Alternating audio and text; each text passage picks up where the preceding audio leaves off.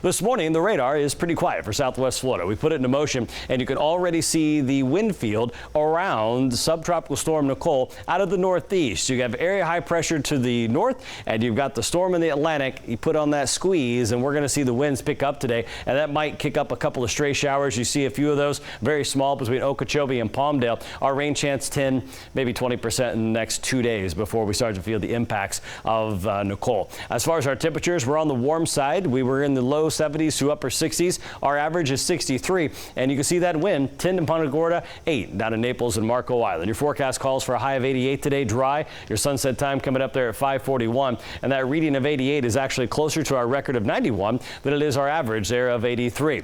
So all eyes are on Nicole, the subtropical storm right now, a very large area, and one of the characteristics here of a subtropical system, the center is there, and you can see most of the rain is located way away from the center.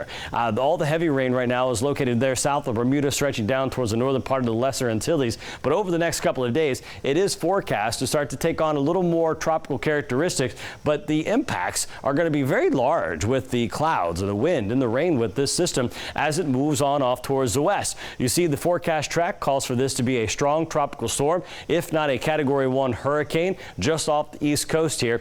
This is after midnight on Thursday. Tropical storm watches already out for the northwestern Bahamas, likely later on today for the Florida east coast, and that cone goes all the way across the state. Again, remember, this is not an impact graphic. This is only trying to take into account where the center of the system will be, and that's important for us because the north side of the center is likely to be where the strongest winds and definitely the heaviest rain. It's that right side of circulation. From that point on, cold front picks it up there on Saturday and moves it out, and I want to talk about those three scenarios like we saw with Ian, where we saw the storm kind of lean to the right side of the track. It made a huge difference in our impacts. Now, if it rides on the left side of the cone, that in scenario number 1 in red, that's the worst case scenario for us. It would bring more rain, more wind if it rides right down the middle. And what would happen there is this area high pressure kind of pushes it west. Cold front picks it up on time, and that would allow for us to see some gusty winds and some heavy rain. But most of the really heavy stuff would be Highlands County north through Orlando.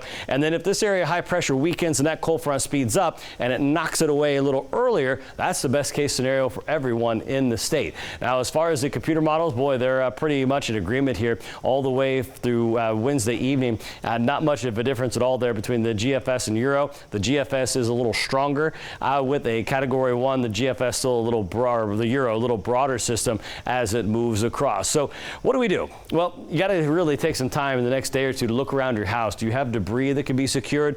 And if you've got some construction going on at your house or repairs, are the construction materials secure as well? And for those of you who have tarps on your roofs after the days of thunderstorms last week, not a bad idea to get up there, take a look around, make sure it doesn't need to be repatched, as the heavy rain is going to be an issue. And unfortunately, I think a lot of us are going to find a few more leaks in the days ahead. Wednesday, Thursday will be the timing of those impacts. That storm will start to lift out on Friday, and by the weekend, that cold front will bring us some cool changes there by Sunday.